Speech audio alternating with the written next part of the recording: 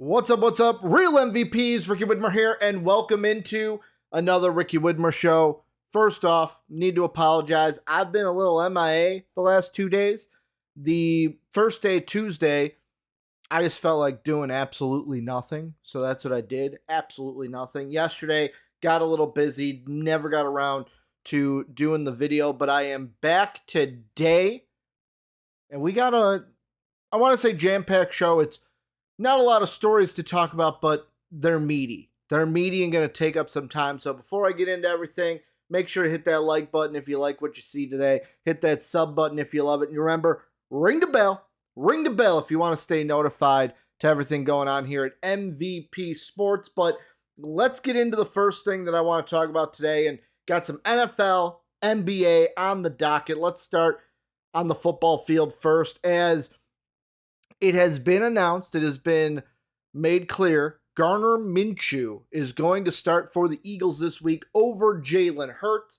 Jalen Hurts injured his shoulder in a game against the Bears, or in a play against the Bears. Tried to progress this week, could not make it. Quote here from head coach Nick Sirianni had to say this. He says, and I quote, "Jalen did everything he possibly could to get his body ready to go. And at the end of the day, he's not going to be able to do it. He tried like crazy, and I know he still wants to go. Jalen is the toughest player I've ever been around," end quote. Here's my thoughts on this, because to me, I think that the big question is, Eagles fans, how worried should you be? Because let's be honest, if Jalen Hurts is hurt, no pun intended, if Hurts is hurt and can't go, this Eagles team, I do not think this Eagles team led by Gardner Minshew is going to do the same thing that Nick Foles did. This is not going to be Carson Wentz gets hurt and then Minshew brings you all the way to the Super Bowl. However, that would be crazy, because think about it. Carson Wentz was having an MVP type season that year, gets hurt late in the year, Nick Foles takes over, brings you to a Super Bowl, you win that Super Bowl against Tom Brady.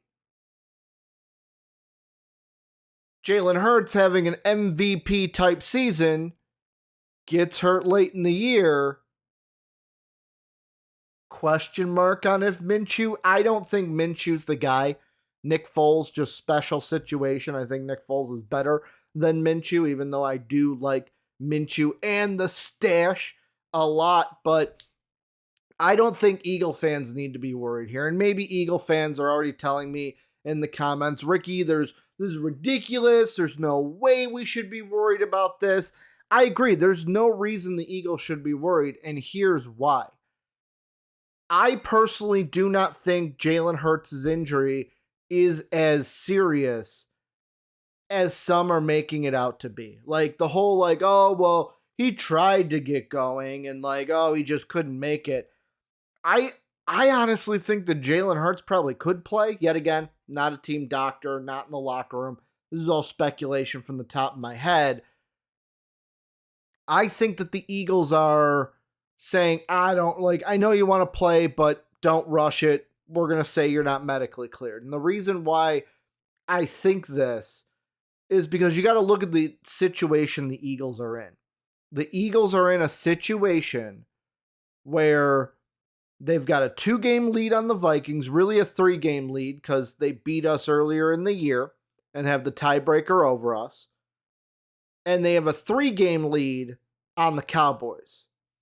There's 3 games left. Yes, I know they play the Cowboys this week, and it's well, Ricky, if the Cowboys beat us, then they only have a 2-game lead. We have to win one of our final 2. I see their final games. You have Cowboys, Saints, and then Giants.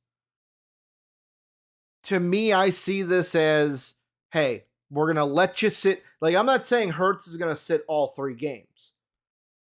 But, yeah, we can let you sit this one. You come back against the Saints.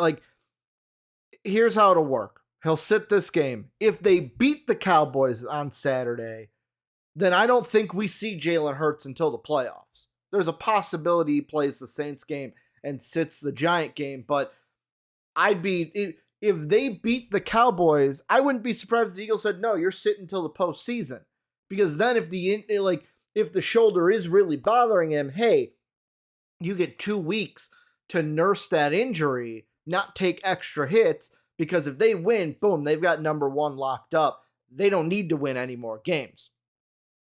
If they lose this Saturday against the Cowboys, then it kind of becomes a tricky situation, because then it goes to the Saints game. I believe Gardner Minshew can play that game, win that game. You don't need Jalen Hurts to beat the Saints. The Saints have not been world beaters this year. Your team is good enough to beat the New Orleans Saints without Jalen Hurts. And I think that's what the Eagles might bank on. Like, hopefully you win this weekend. Boom, you don't have to worry about it. But if you lose to the Cowboys, I feel like that Saints game is still going to be a win. Now, if you lose to the Saints and all hell breaks loose, then it becomes pandemonium. Jalen Hurts has to start week 18 because you want that first round bye. Also, you're going to be playing a Giants team that could possibly be playing for its playoff lives in that game. So you're looking at it to where ideally the situation is the perfect situation. You win this weekend. You don't have to worry about anything. But if you lose, because I think without Hurts, the Eagles will lose, that Saints game is still going to be a win. I just don't see the Saints beating the Eagles. And in my mind, how it's going to work out is Hurts will sit this game. He'll most likely play the Saints game. You'll win the Saints game. And then they'll sit him week 18, let him get ready for the playoffs. That's how I think it's going to happen. But if I'm an Eagles fan, I'm not worried. Jalen Hurts is like, they even made it a sense in the article I read to say, oh, well, the Eagles believe he'll be back 100% for the postseason. Oh, so it's not that serious. You're just taking precautions with it, which I would. He's the guy that's going to lead the team. He's the one that you have the best bet to win the Super Bowl with. So, I mean, hey, maybe Minshew does his job, beats the Cowboys. You don't have to worry about this. But, like, at the end of the day, I just look at this and I go, if you lose this week without Hurts, it's not the end of the world. You'll probably beat the Saints with or without Hurts. And how I feel it is if you win this game, we don't see Hurts till the postseason. And if you win against the Cowboys, we'll see Hurts against the Saints. And if you win, we won't see him against the Giants. But Eagle fans, let me know what you guys think down below. Fly, Eagles, fly. Let me know what you guys think in that comment section down below. All right, let's move on into the NBA news that I have for today. And it's a little bit of Hall of Fame discussion that I wanted to have. And the thing I kind of wanted to take a look at is, so the nominees for the 2023 class for the Hall of Fame in the professional basketball, or not professional, just the basketball Hall of Fame, because they do college and NBA professional, but they sent out the list of nominees, and there are some pretty big headliners. Kind of wanted to talk through some situations of like who should get in, who shouldn't. And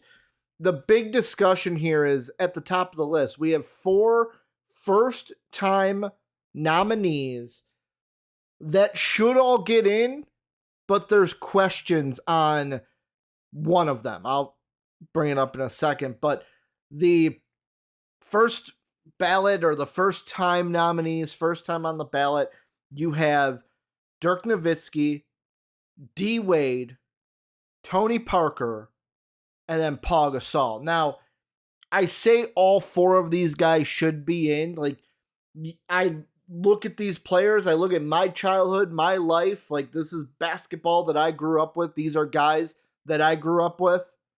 And I look at it and I go, this is where I was. Let's see.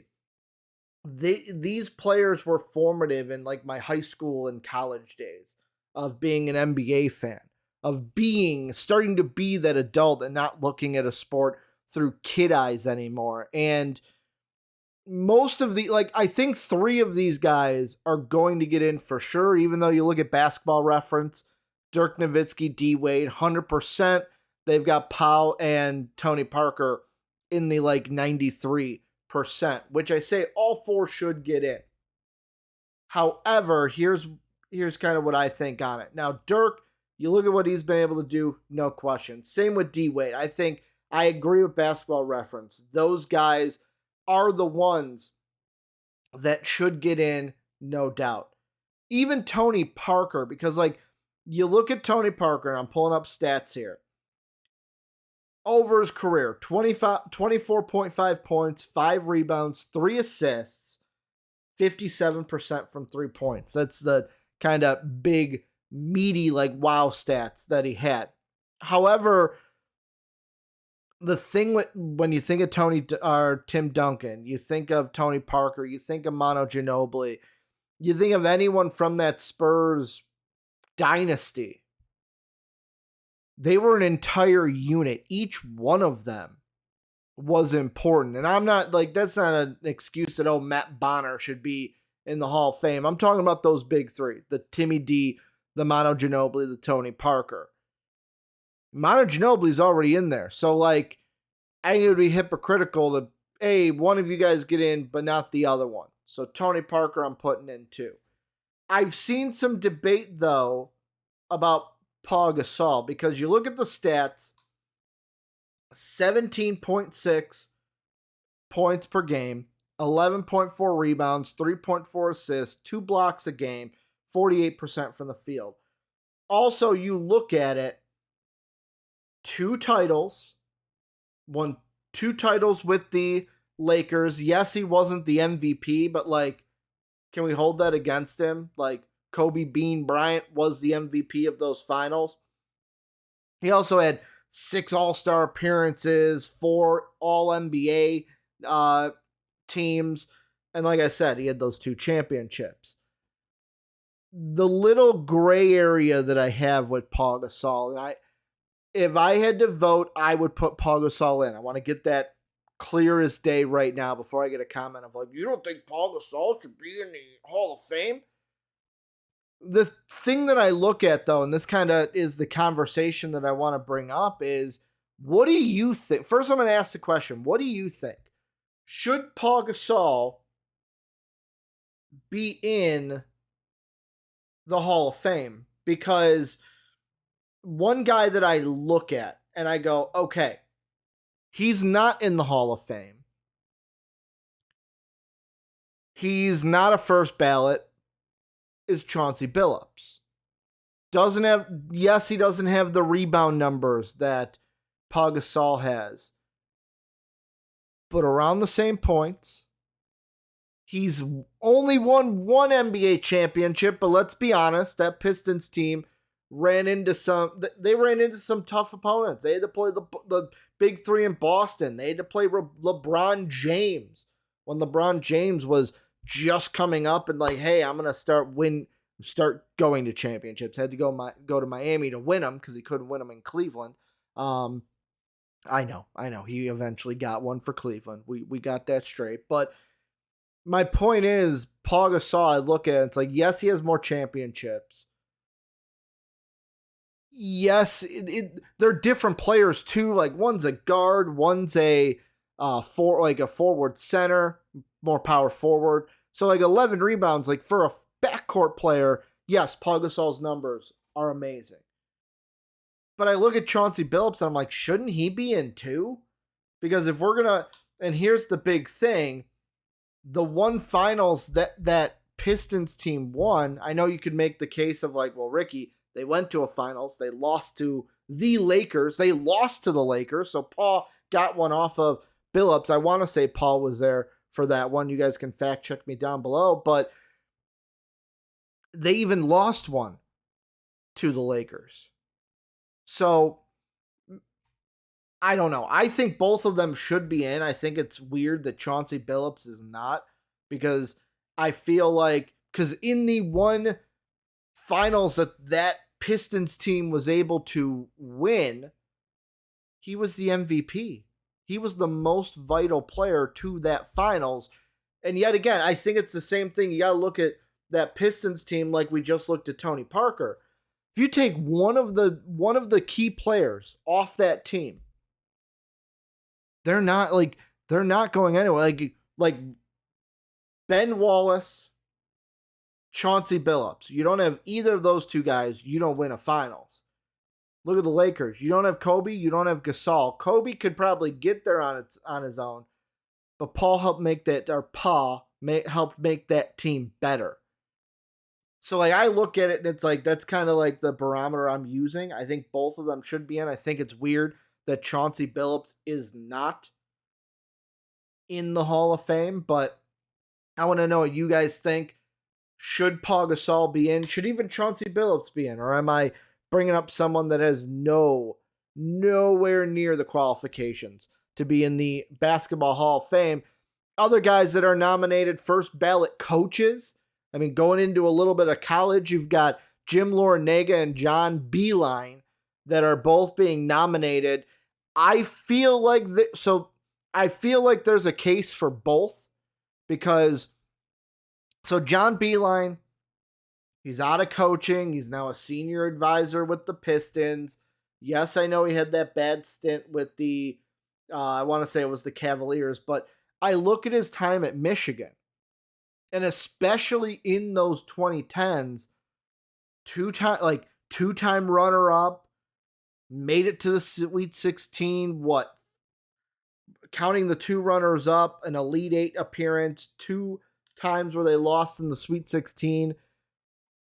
He's had over 750 wins in his career. And I mean, you look at Jim Larrañaga, the only thing he is missing is going to the national championship. I mean, he also over 700 wins. He was head coach of the George Mason team that won over our hearts when they made it all the way to the Final Four, but couldn't make it to the championship.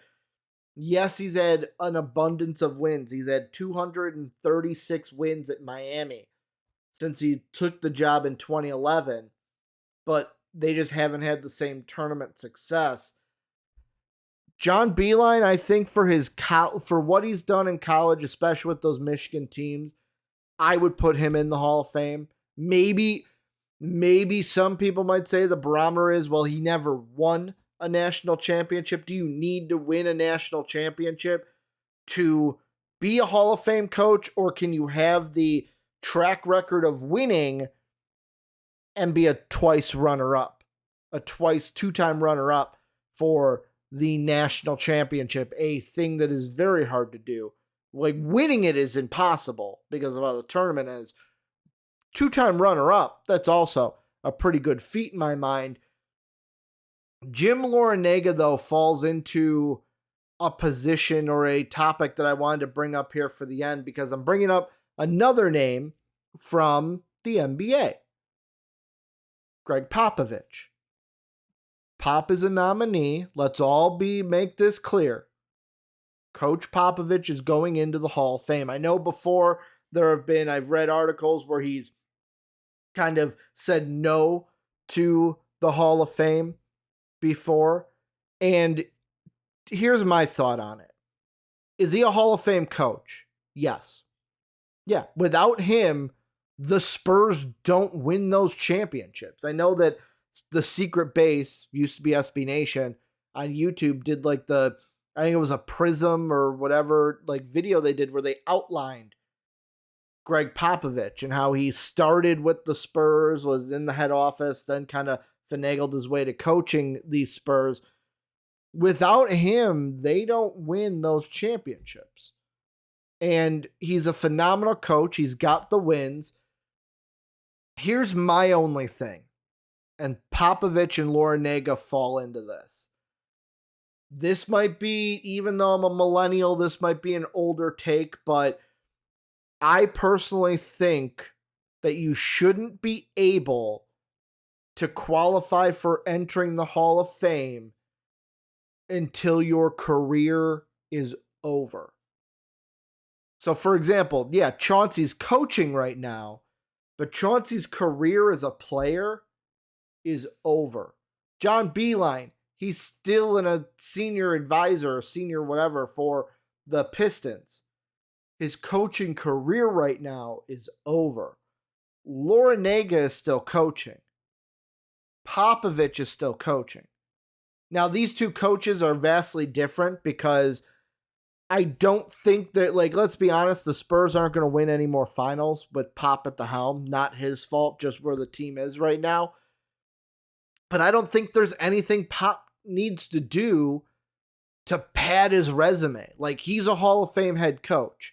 So, like, with Pop, I give kind of the like, oh, well, okay, career's not over, but, like, you've done it all. You've done what you needed to get in. There's nothing else you could do. You're just making the resume even better. Jim Larrañaga, though, I think there's a little bit of an argument that, you know what, there's still some unfinished business. Right now, his Miami team, I'm looking at it right now, 12-1, 3-0 in the conference to start this season. If this Miami team goes on a run, they win a national championship, that boosts his resume. If they become a runner-up, that boosts his resume. How far they go. Like, I still feel like there's still work for Jim Larrañaga to do. He's had a great career as a coach. But there's still something to achieve. Still something that could make that resume even better. So for me, like, I would say my final points, Jim Beeline should be in.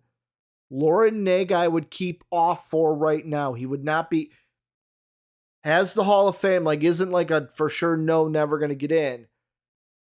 I just want to, no, because I want to wait and see. I want to wait and see what you do. I want that career to end before I make that decision.